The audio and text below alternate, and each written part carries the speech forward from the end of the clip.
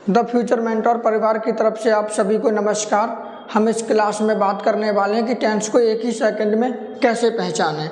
ये हमारी इंग्लिश की 5वीं क्लास है। यदि आपने पिछली क्लासों को नहीं देखा हो तो डिस्क्रिप्शन में लिंक दिया हुआ है, जाकर बारी बारी से सभी क्लासों को देखें, फिर इस क्लास के बारे में भी जानें। यहाँ पे मैंने कुछ पहचानें लिखी हुई हैं जिनको हमें याद करना होगा, जिनकी संख्या 6 है। प्रेजेंट की जो पहचानें है, हूँ, हो, पास्ट की था, थी, थे, फ्यूचर होगा, होगी, होंगे, इंडेफिनेट था, ती, थे, कॉन्टिन्यूस, ये इन जब 6 पॉइंट ये हमको याद हो जाते हैं तो इन 6 पॉइंटों के ही हम माध्यम से सभी पहचान बना पाएंगे। अब मैं बात करता हूँ पास्ट परफेक्ट की। अगर हम यहाँ से देखें पास्ट परफेक्ट की जो पहचान है, परफेक्ट को हम चुका, लिया, दिया, यानी इनमें से कोई भी ले सकते हैं। जैसे कि मैंने परफेक्ट को यहाँ से लिखा, लिया। अब पास्ट को हम जानते हैं था, तो इसकी जो पहचान बनती है लिया था। परफेक्ट को देखते ही आपको सबसे पहले ये समझना है कि जो परफेक्ट है वो ये बताता है कि काम कंप्लीट हो चुका है। काम कंप्लीट, कंप्लीट का मतलब होता है एक तरीके से वर्क कंप्लीट है, यानी पूरा काम हो गया है। तो इसलिए कोई भी काम हम कर चुके हैं, कर चुके थे या फिर कर चुके होंगे। अगली पहचान हम लेते हैं प्रेजेंट इंडेफिनेट। इंडेफिनेट को हम यहाँ से ही देखेंगे कि इंडेफिनेट को हम बोलते हैं ता है, तो यहाँ से हम लिखेंगे इसको ता, और प्रेजेंट को हम लिखेंगे यहाँ से है। तो इसकी जो पहचान बनती है वो बनती है ता है। अगर अगला टेंस लेते हैं पास्ट कॉन्टिन्यूस, तो कॉन्टिन्यूस की पहचान हम यहाँ से देखें तो इसको बोलते हैं हम रहा, और था को बोलते हैं हम पास्ट में, तो इसकी पहचान हो गई था। तो प्रेजेंट परफेक्ट, अगर प्रेजेंट परफेक्ट को देखते हैं, परफेक्ट का मतलब कंप्लीट वर्क है, चुका होगा, लिया होगा या दिया होगा। अब यहाँ से हम लिखेंगे जैसे कि चुका हमने यहाँ से देख रखा है, प्रेजेंट को हम लिखेंगे है, यानी वर्क जो कंप्लीट है वो हो गया है, तो इसकी जो पहचान है वो है चुका है।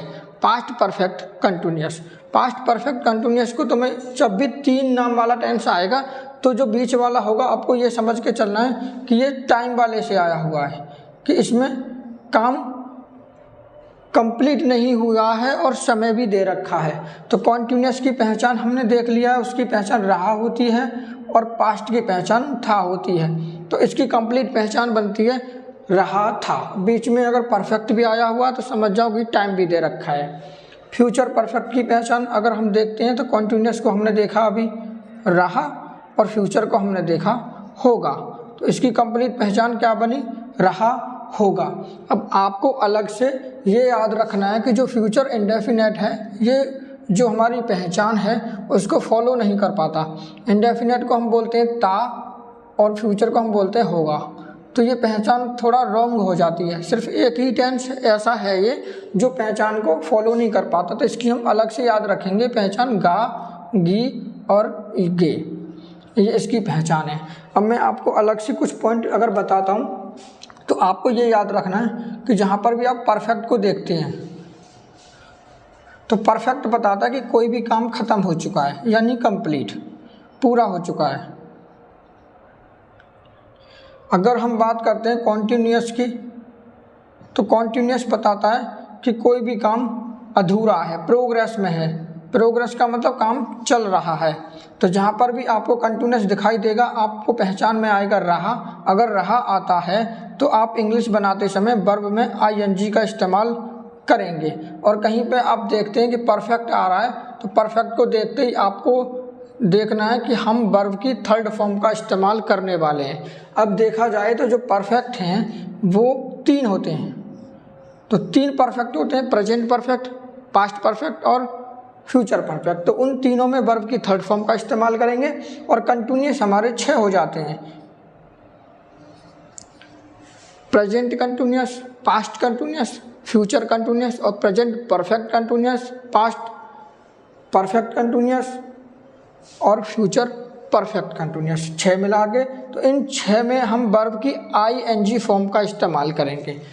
3 होते हैं परफेक्ट, वर्ब की थर्ड फॉर्म, 6 होते हैं कंटिन्यूस, उनमें लगाएंगे हम वर्ब की प्लस आईएनजी फॉर्म।